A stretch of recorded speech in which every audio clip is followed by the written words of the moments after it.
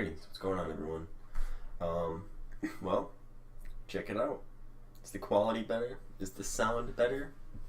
Maybe not. I've been working on the sound. I got a new microphone and I got a new webcam. I got the I got a new Logitech webcam.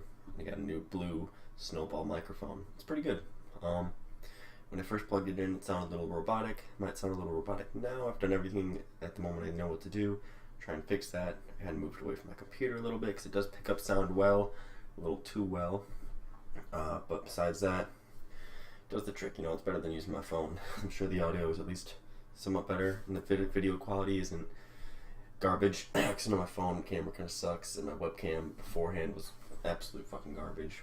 But yeah, I wanted to make a video today using my brand new equipment to talk about the Middle East and the troubles going on there. It's a bit of a shithole right now. There is a chance, it's not for sure, and I can't say I know for sure in the short term, but shit's going down there. It all kind of started recently. Well, recently the biggest events was there was that missile that was shot off from Yemen towards the capital of Saudi Arabia. Ramah, something like that. But it was intercepted, didn't hit anything. But the Saudis blamed it on Hezbollah and Iran, and they're using it to warmonger. Who's that remind you of? I'm just kidding. But yeah, so they're really pushing for war.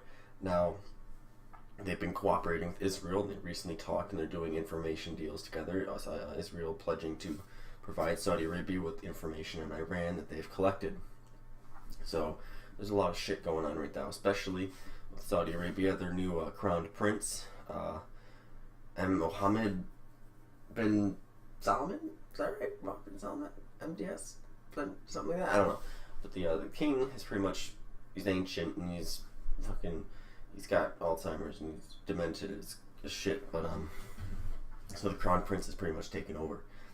He has also imprisoned like 11 of his cousins, and there was that one incident where one of the princes tried to escape Saudi Arabia via helicopter. He was down near the border of Yemen and Saudi Arabia, and he was shot down by Saudi Arabian jets. So it's not exactly a willing procedure. Most of them, they've all been imprisoned in 7-star hotels, but that's how that works for them. And he's taken over command of pretty much everything. New York Times has dubbed him Mr. Everything, and I think that is a pretty accurate term. Now, we also got to look at the politics going on between Iran and Saudi Arabia and Israel. There are different axes being formed at the moment. We have Israel, Saudi Arabia, the United States, and Turkey kind of dropped out, so I wouldn't expect them to help out too much. So I'd say those are the big three: the U.S., Israel, and Saudi Arabia. And on the other side, you've got Russia, Iran, Lebanon, Hezbollah, and Yemen, there's just a bunch of rebels.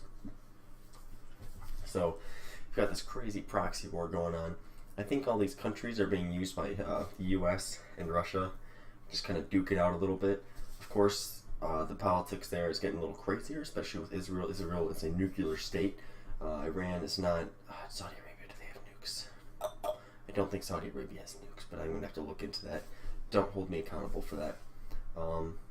I really hope we haven't given them nukes. Holy shit, 'cause I know we just did that like multi-billion-dollar weapons deal with them recently, and that's a big step. And then all this shit's going on. Trump's coming out on Twitter saying, "Oh, the crown prince knows what he's doing." It's like, does he really know what he's doing? Because there's like 3 separate tribes in Saudi Arabia, and they're all kind of like vying for power. And the only reason they stay unified as they are is because it's a huge welfare state. Over 50% of the Saudi Arabians are on welfare and are not a non-working class. They don't work. Most of their workers are foreigners, so that's how they keep people happy. That's how you keep people content in a theocracy like that, because the rights aren't necessarily there. You keep them content by being like, oh, we'll just control everything, but you don't have to do anything. Just take this money and go back to sleep. That's how it works there.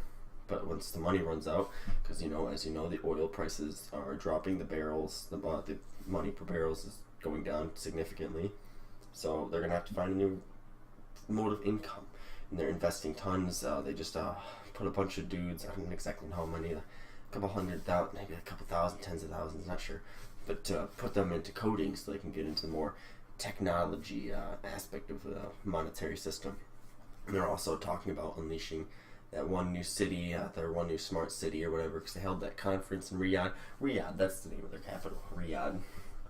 And they held their conference in Riyadh, where they made Sophia, the robot, the newest citizen of Saudi Arabia, which, by the way, a little disclaimer, I find to be hilarious because this female robot, that's not even alive, has more rights than the actual women in Saudi Arabia.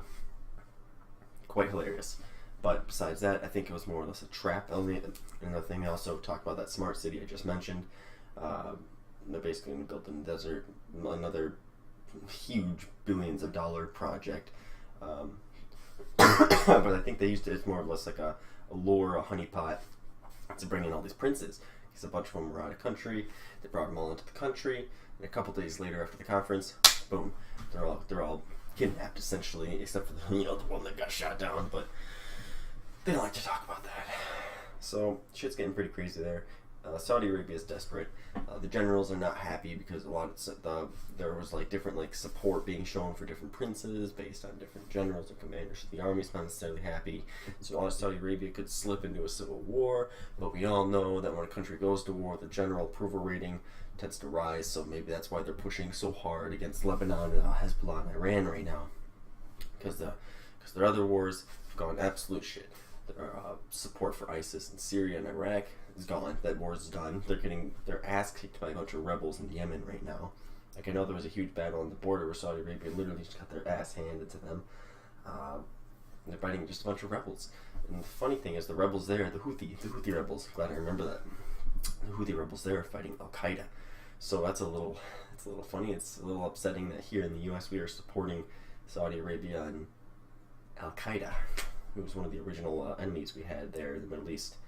So, yeah, I don't know what the fuck's gonna happen. My guess is either Saudi Arabia is gonna slip into a civil war, which wouldn't necessarily be a bad thing, split off into 3 separate little groups because there's 3 main tribes there. They could have pushed for war with Lebanon, Hezbollah, also possible. Israel is really going gun-ho for war with Iran right now. They just had that huge display of force by launching a huge air drill, showing off their military prowess. The U.S., we've got their backs. We're gonna be there the whole fucking way. So who fucking knows what's gonna happen? I know Russia won't like it, but I mean, it's prime time for a false flag right now. It's ripe. It's the ripe moment for some bullshit to happen. So we gotta wait and see. That's my current understanding of the situation. That's all I got for now, but if anyone watches this, let me know what you think of the new equipment. Does it sound good? Does it look good? Does it sound good to you? Like the aesthetics? Let me know. Anyway, that's all for now. Peace.